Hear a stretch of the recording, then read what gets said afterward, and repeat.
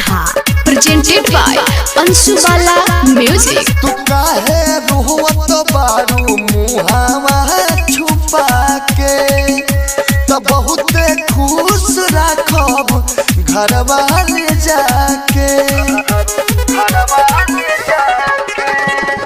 तू काहे रोवत बारू मुहावा छुपा के, बहुत खुश राखब घरवा ले जाके।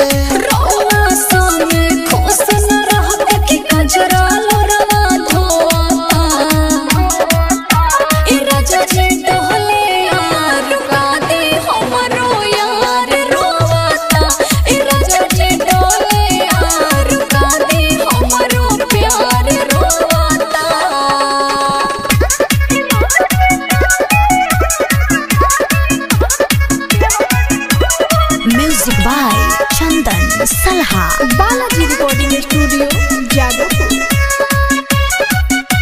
Presented by Anshubala music.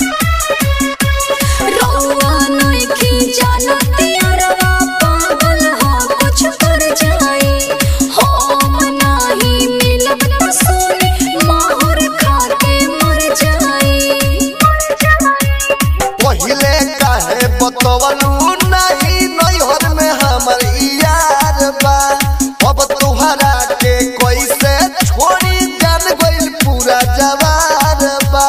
हमरे चक्कर में नींद चैन सब अपन होता खोता। ए राजा जे टहले यार का दे हमरो यार रोवाता। ए राजा जे टहले यार का दे हमरो प्यार रोवाता।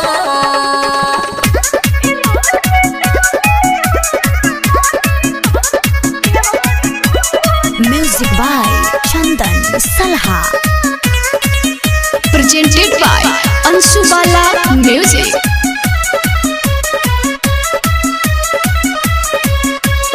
और चोरी सैया रोले जाई अपन बारात जी।